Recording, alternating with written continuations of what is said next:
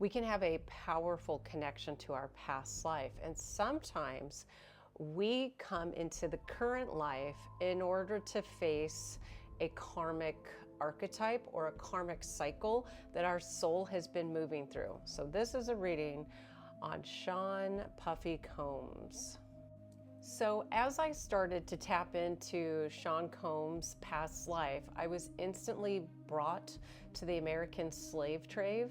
And I see that he actually had lived a life as a white man that traded human lives for money. And he was a very influential middleman. And it's very interesting too, because I actually see that although he felt separated from Black Americans at that time period, that he actually had a deep interest in voodoo, particularly voodoo that had been brought from Africa to New Orleans. So I find that kind of an interesting side piece. But now I want to talk about the commonalities between Sean Combs and his past life as a slave trade middleman. So back in the day, he was all about negotiating deals. It was all about like facilitating the transaction, getting the best money, and having no concern for life. That actually is exactly what he did, Sean Combs did in this life. He actually was a major gatekeeper in the music industry. He would build empires by negotiating contracts, managing artists, and influencing cultural trends. It's just an interesting parallel. Let's keep going. He also exploited other people to build his wealth. So that karmic cycle of exploiting people for monetary value is something that he has so far he's not actually broken that karmic cycle. I do believe if I start to look at a future timeline for him, that he will be brought in as a very poor, disadvantaged individual who does not get any kind of financial breaks. But let me just say that Diddy's entire brand was built on charisma, confidence, and then being the life of the party. So charisma is also the tool that he used to convince people to do things for him. He was in the past life very persuasive, charming, adaptable. He was able to move between two different worlds, which were African suppliers as well as European elites. And his archetype in that past life was being the merchant king, the master of image, influence, and energetic persuasion. So that is a tool that he learned in that life and brought into the current life in order to manipulate people for his own gain. And if you think about Sean Combs and his history, he had to actually survived multiple scandals, industry shifts. He was tied to terrible things like Biggie E, and I see that there were, in his past of this current life, a lot of public reckonings. Not anything like this that he's currently on trial for in New York City.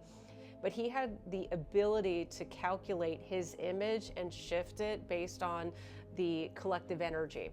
I feel like that's something that he was able to tap into through his education into voodoo. I think that he harnessed a negative energy bending practice, and that is something that connected to his past life. Do I think he did a type of voodoo? It's really weird. I'm getting a pain in the side of my back kidney.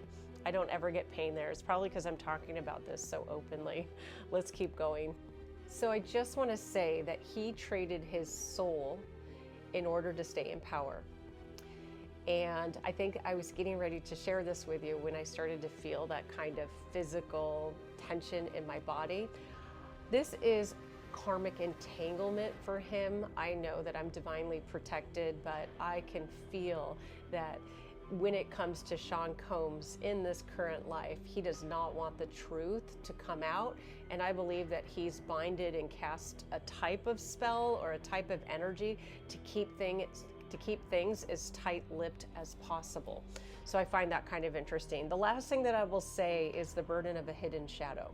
I don't feel. I think he pretends to be neutral, or he pretends to have these health issues because he wants to subtly shift his image to try to shift out of this situation that he's in.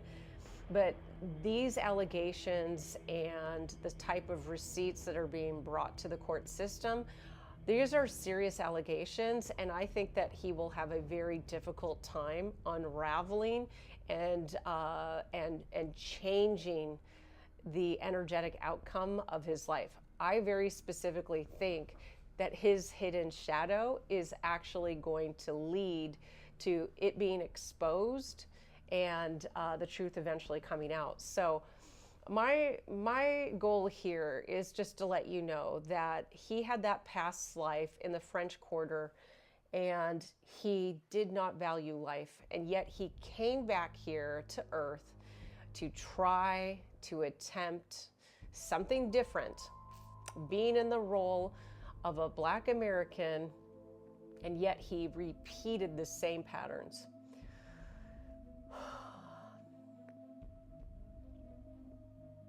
The karmic scales will be balanced, and I think that we'll start to see some of that reckoning here on Earth in this life, because you cannot build endlessly on borrowed power, and one day the light has to return, and I think that we're going to start to see that.